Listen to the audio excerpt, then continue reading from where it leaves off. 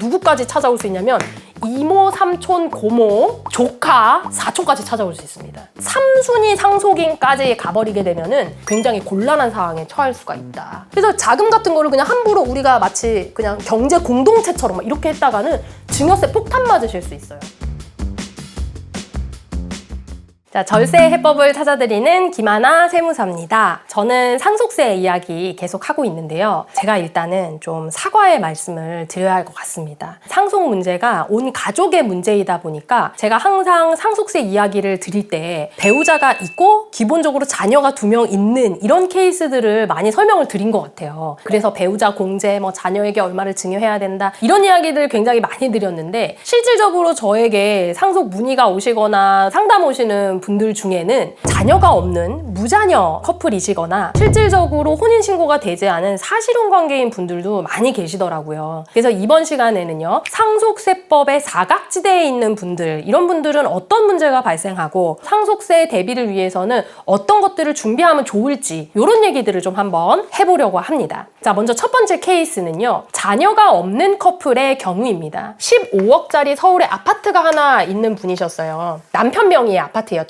젊은 나이에 남편분이 돌아가시게 된 거죠. 그러면 상속인이 누가 될까요? 이거를 일반인들은 어떻게 생각하냐면, 그래, 남편이 이제 돌아가셨지만 배우자가 남아있으니까 15억의 아파트는 모두 다 배우자에게 상속되면 되겠네 생각을 하시는데요. 사실 그게 아니라 두 번째 상속 순위에 해당하는 시부모님이 상속인이 됩니다. 즉, 배우자와 시부모님이 함께 공동 상속인이 된다는 거예요. 전혀 염두에 없었던 일이 일어나는 거죠. 자녀가 있을 때는 당연히 자녀가 공동상속인이 된다는 생각이 있는데 시부모님이 공동상속인이 된다고? 이렇게 생각을 해버리면요, 마음이 조금 이상해집니다. 예를 들면 15억의 아파트를 배우자가 전체 다 상속을 받고 싶다 하더라도 법적으로 상속인이 시부모님이 함께 공동상속인으로 되어 있기 때문에 상속재산 분할 협의라는 절차가 반드시 필요합니다. 상속재산 분할 협의 절차를 거치려면 모든 상속인이 도장을 깡깡깡 찍고 협의를 해야 되거든요. 물론 이제 시부모님께서 그래, 이런 거 이제 너희 재산이니까 이렇게 하도록 하여를 하고 아름답게 이제 이야기가 끝나면 되는데, 그렇지 않은 경우에는 시부모님이 심지어 유류분 청구까지 할 수 있는 이런 법적 제도가 있어요. 이런 경우는 미리 대비를 해놓을 필요가 있다는 거죠. 15억 자녀가 없는 경우에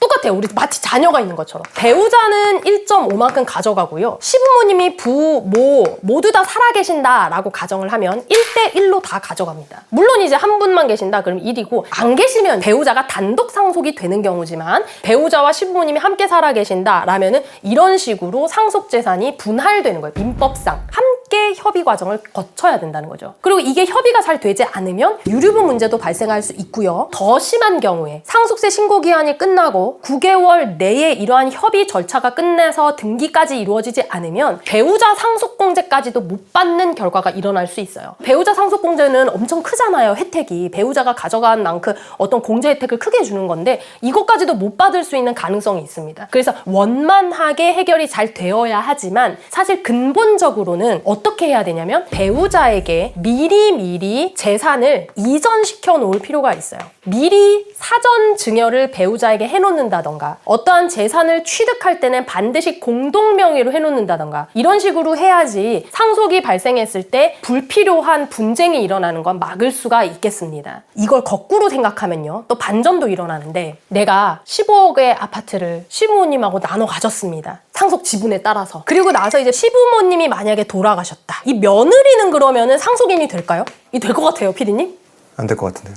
시부모님의 다른 자녀가 있어. 다른 자녀는 당연히 상속이 되는 건데 며느리는 상속인이 될까? 요거 됩니다. 요게 이제 우리가 뭐라 그러냐면 대습상속이라 그러거든요. 남편이 상속 받았어야 하는 부분만큼 내가 상속인으로서 권리를 행사할 수 있다는 거죠. 물론 나의 자녀가 있다면 그 자녀까지도 한꺼번에 대습상속인이 되는 겁니다. 여기서 또 한 가지 반전. 만약에 이 며느리가 재혼을 했다. 그럼 될까? 재혼을 하면 안 돼요. 인척관계가 해지되는 거기 때문에. 그리고 또 한 가지는 뭐냐면, 이건 이제 절대로 그 다른 상속인이 빼앗아갈 수 없는 게 하나 있거든요. 생명보험이에요. 생명보험 같은 거 가입해가지고 수익자를 배우자로 명확하게 지정을 해놓는 거예요. 그러면 이제 배우자에게 사망보험금이 다 귀속이 되겠죠. 이렇게 귀속된 사망보험금은요, 다른 상속인들이 침해할 수 없습니다. 이거는 고유한 상속인의 재산이기 때문에 이런 식으로 사망보험금도 무슨 법정 상속인 이런 이런 식으로 하지 말고 특정인으로 딱 지정을 해놓는 것이 굉장히 중요할 수 있겠죠. 두 번째 케이스입니다. 남편하고 아내가 있는데 이번에는요 철수하고 영희예요. 우리 철수하고 영희는요 아주 오랫동안 사실혼 관계를 유지한 관계입니다. 자, 그런 경우에 우리가 함께 형성한 재산에 대해서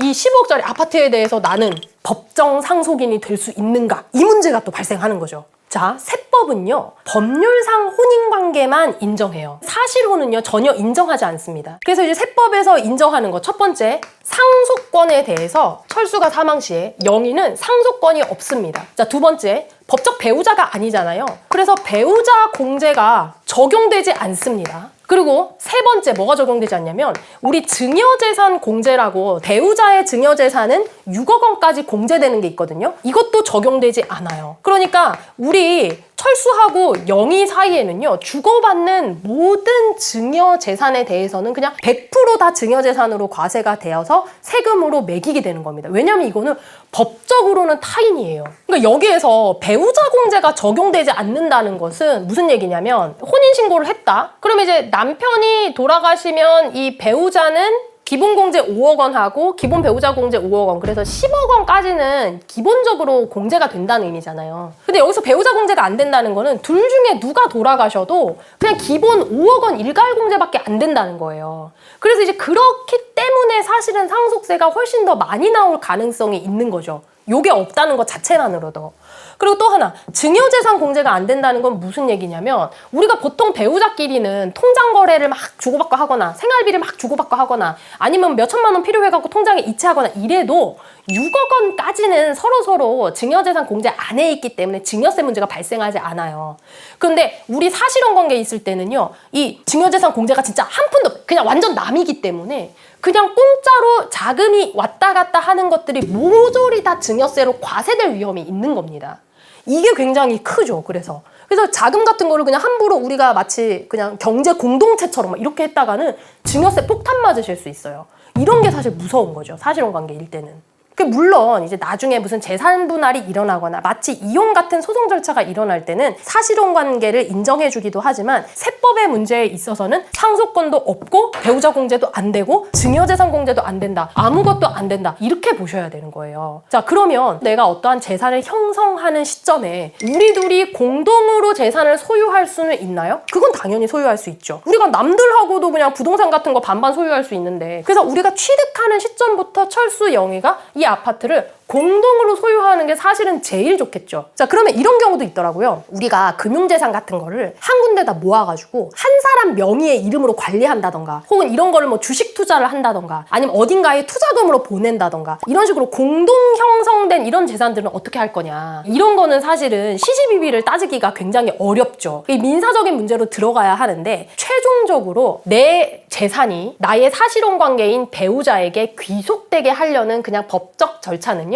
유증을 하는 수밖에 없어요. 다시 얘기해서 유언장을 써두는 수밖에는 없다는 거예요. 근데 유언장은 어떻게 쓰나요? 반드시 자필로 쓰셔야 되고요. 날짜 쓰시고 서명하시고 그리고 요즘에는 영상 같은 거 남겨놓으면 좋아요. 녹음하는 것도 좋고요. 이런 식으로 철수의 모든 재산은 영희에게 귀속한다. 남겨놓으면 이게 1차적으로 상속을 할 수 있는 방법이 되는 거고요. 반드시 어떤 유언 공증을 받아서 변호사를 통해서 해야 되나요? 이게 어떤 법적 절차나 어떤 분쟁이 일어날 만한 상황이 아니라면 그렇게까지 하지 않으셔도 됩니다. 그런데 내가 쓴 유언장이나 혹은 영상 같은 게 허위로 판명되거나 아니면 가짜로 의심받을 수 있다. 그럴 때는 공식적인 증명을 해놓는 게 좋겠죠. 이런 식으로 유언장을 써놓지 않으면 철수의 모든 재산에 대한 법적 상속권을 가지는 사람은 부모님이에요. 시부모님하고 배우자가 같이 공동상속인이 될 수가 없어. 왜냐면 우리는 사실혼이니까. 자, 그럼 만약에 부모님도 연로하셔갖고 돌아가셨다. 자, 그 다음은 누굴까? 형제 자매거든요. 또 누가 있냐면 반계혈족이 있어요.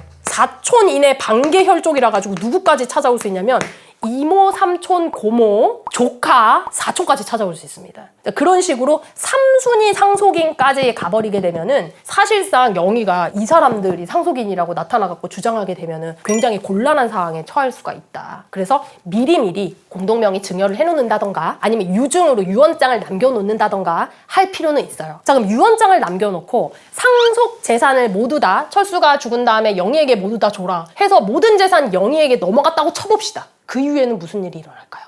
철수의 상속 재산에는요, 10년 이내에 상속인에게 준 거하고 5년 이내에 상속인 외의자에게 준 거 다 사전증여 재산으로 포함하고요. 그 다음에 유증한 재산까지도 포함되거든요. 이런 재산까지도 상속재산에 모조리 다 포함이 되기 때문에 실질적으로 상속재산에 대한 상속세를 신고하고 납부할 의무가 있는 사람은 누구예요? 상속인이에요. 영의가 아니라. 여기 있는 상속인이 상속세를 신고하고 납부해야 되는데 얘네들은 가져간 게 하나도 없는데 돈은 누가 갖고 갔어요? 영의가 갖고 갔잖아요. 근데 세금은 누가 내야 되는 거예요? 이 가족이 내야 되는 이상한 상황도 벌어질 수 있다는 거예요. 왜냐면 다른 사람에게 유증한 것까지도 상속재산에 포함돼서 상속세가 내야 되기 때문에 상속세 납세 의무자는 여전히 상속인이에요. 가족들이 될 수 있다는 겁니다. 물론 유증받은 자를 수유자라고 하는데 이 수유자까지도 납세 의무자에 포함되기 때문에 본인들이 받은 재산을 한도로 해서 세금을